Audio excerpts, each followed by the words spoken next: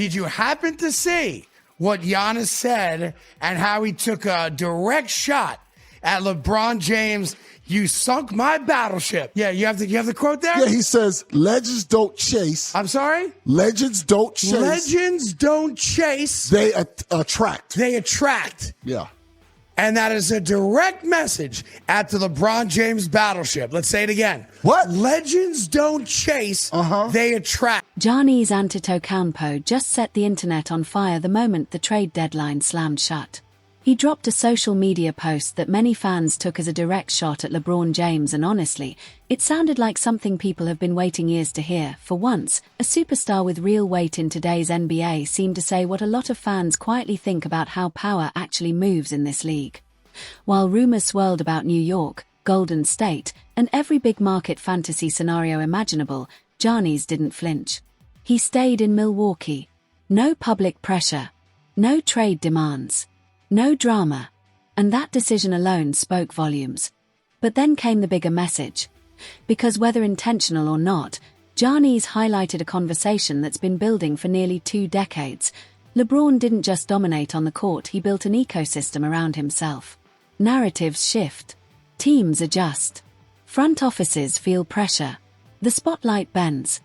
When other players make bold moves, they get labeled selfish, disloyal, or difficult. Their reputations take hits. But somehow, LeBron has operated in a different lane, navigating massive decisions while maintaining control of the narrative. And that contrast? That's what really sparked the debate. It's one thing. So I'm making stuff up. One if you thing can make it up. When a handsome loudmouth on TV or the radio or the podcast says the things that I happen to say about LeBron. If you want to attack me as a non-player, a guy that you don't respect my basketball acumen, I'm here for all, but that's fine. And I'll take it, and I know where it comes from. People on LeBron's payroll, people that go to bed with Clutch and wake up with Clutch hugging him and giving him a reach around, and I can accept that. But when a guy like Giannis comes out and says verbatim everything I've said about LeBron, you can't attack it. Because Giannis is one of the 25 greatest players of his generation, maybe of all time. He's got a ring, so he's got the championship pedigree. And he said what I've been saying, a lot of people like me have been saying for years. Great players do not chase championships. They attract talent to come to them. And then Giannis dropped it. 5 simple words that shook everything. Legends don't chase. They attract. That wasn't just a quote. That was a statement. Clean. Direct. Surgical. A line that many fans felt cut straight through the power dynamics that have shaped the NBA for years. Before we go any deeper, let's be honest. A lot of fans have quietly wondered about how influence really works in this league, about star power, media relationships, representation, and how narratives get formed behind the scenes. So here's the real question. Are people exhausted watching the same power circles dominate the conversation year after year? Because this debate, it didn't start today. It's been building for a long time. What's the number one thing that LeBron haters always say about LeBron?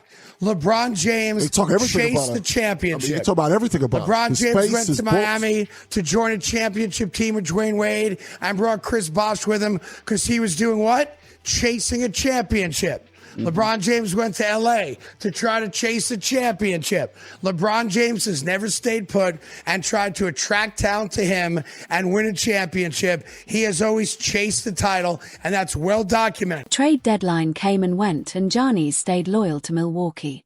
No last-minute chaos. No backdoor pressure. No escape route. Then, right after the deadline closed, he posted the message that shook the league. That timing? Not random. Strategic. Powerful. And here's why it hit differently.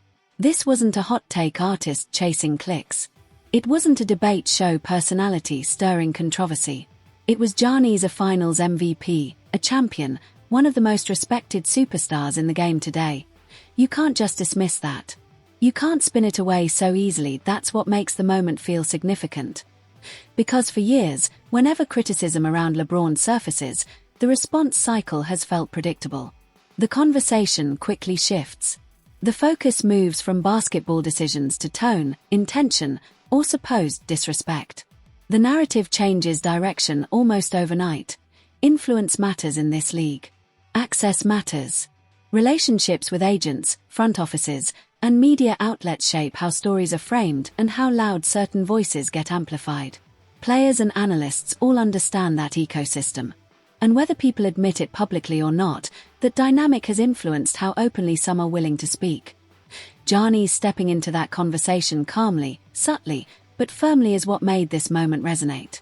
Not because it was loud, but because it didn't need to be. Didn't say anything about Giannis LeBron. said LeBron James is a fraud. He did not. Giannis said LeBron James ain't nobody's No, GOAT. he ain't not. nobody's king. No, he didn't. LeBron James is nobody. Giannis just put words to actions. Giannis just said, real stars, real great players never chase championships. They attract talent.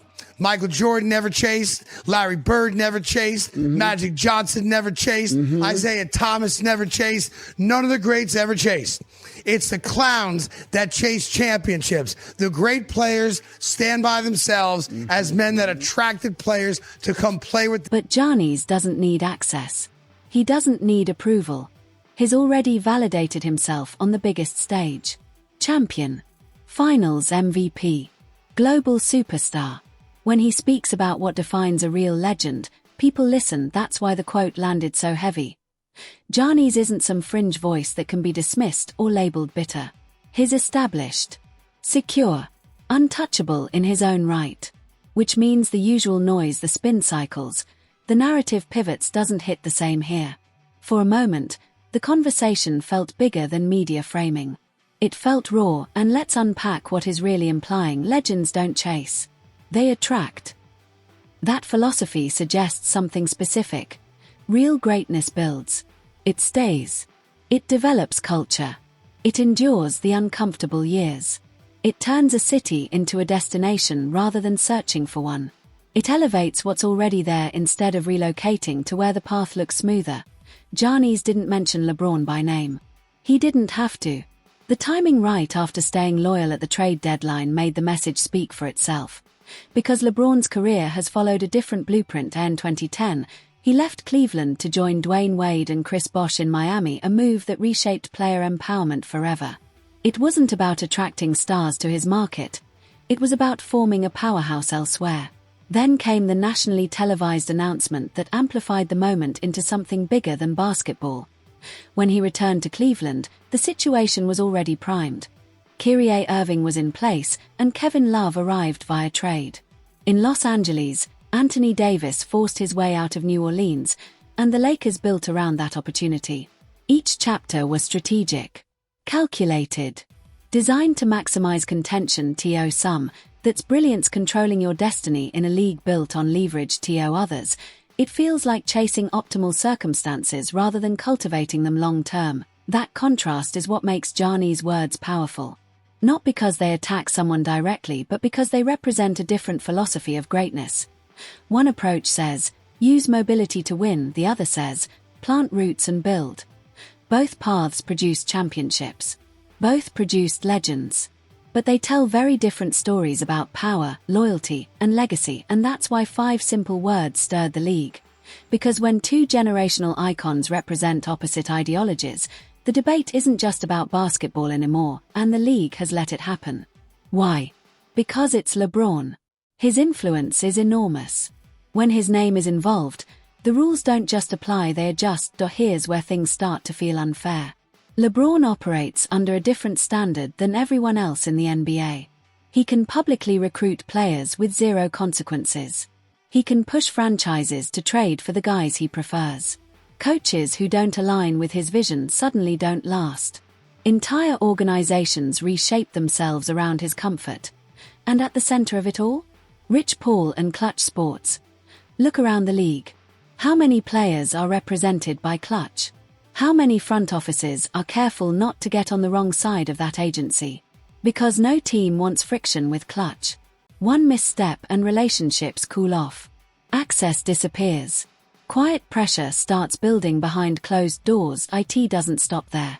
Media narratives often follow the same pattern. Analysts who rely on LeBron's circle for access protect the image. The ecosystem bends to keep the brand polished, so when criticism comes, the reaction is immediate. You're labeled a hater, you're accused of disrespecting greatness. Your basketball knowledge gets questioned, and suddenly multiple voices jump in at once. Not random. Coordinated. The objective is simple. Drown out the criticism and protect the empire. That's exactly why what Giannis said matters. Giannis can't be silenced. He can't be pressured. He's already won. A finals MVP. A champion. A superstar who did it his way. When Giannis says, legends don't chase, it lands differently. It doesn't feel like debate TV noise. It feels like a statement of principle.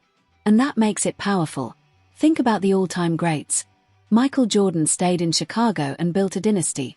Larry Bird never left Boston. Magic Johnson was a Laker for life. Tim Duncan gave San Antonio nearly 2 decades.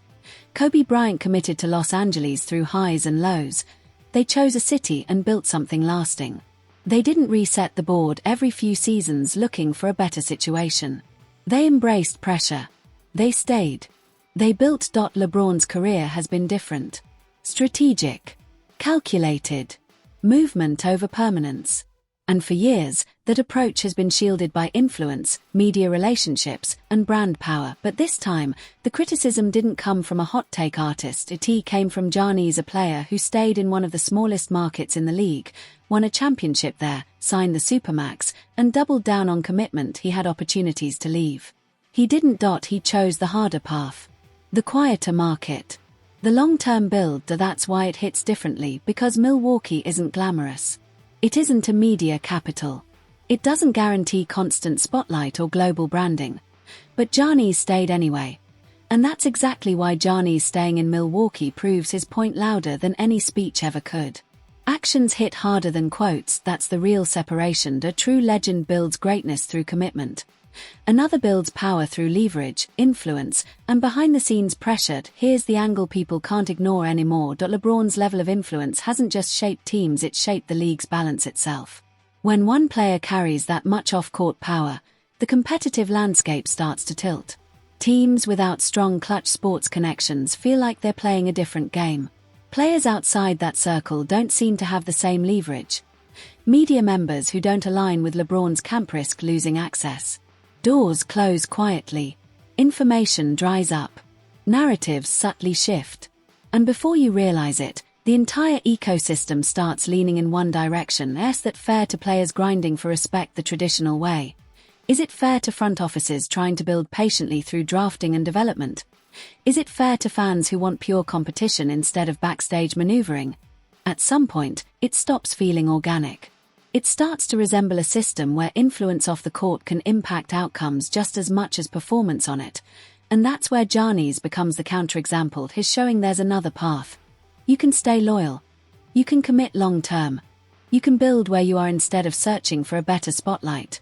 You can win without pulling strings, reshaping rosters through pressure, or controlling the media narrative. You don't need a defense team protecting your image. You don't need leverage to manufacture power. You just need results earned the hard way. Yeah, Raha Apka fully rewritten version, cleaner structure, stronger delivery, or YouTube commentary style KO maintain Cart Hugh. You don't need narrative managers. You don't need critics getting attacked every time they speak their mind. That's the model the NBA should protect. Instead, the league allowed one player's influence to grow so large that the balance of power started shifting. The fact that we're even debating loyalty in today's NBA shows how upside down things have become. There was a time when staying with one franchise wasn't heroic, it was normal. Now, it's treated like a miracle. Team hopping and ring chasing became so common that when a superstar actually commits long-term, it feels evolutionary. But Giannis isn't doing anything radical. He's doing what used to be standard. Naturally, LeBron's supporters respond fast. He's maximizing his career. Players should control their destiny. Teaming up is just smart.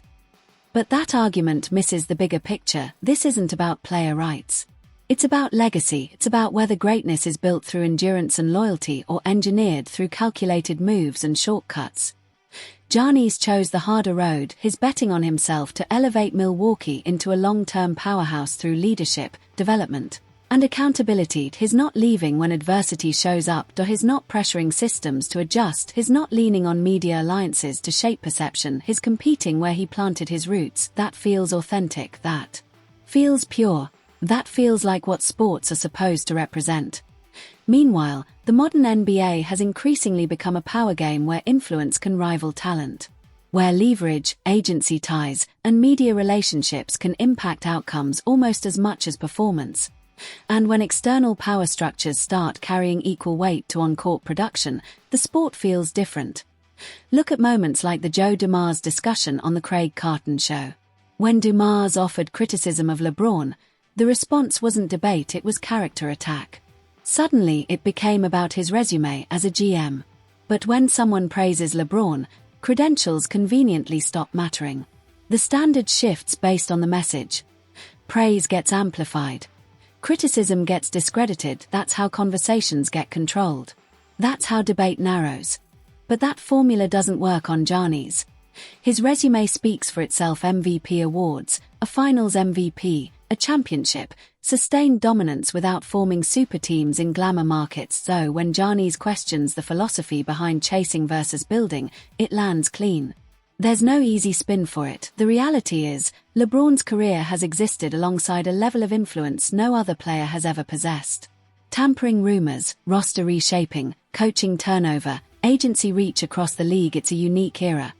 And whether you admire it or criticize it, it undeniably changed how the NBA operates. So here's the real takeaway. Giannis represents an older blueprint: loyalty, long-term commitment, building through patience. LeBron represents the modern blueprint: mobility, leverage, influence. Strategic positioning. Point 2 philosophies. Point 2 legacies. Point 2 very different definitions of greatness. If you believe the league should prioritize competitive balance and organic team building, that conversation starts here. Drop your thoughts below. Is loyalty undervalued in today's NBA? Or is player empowerment simply evolution?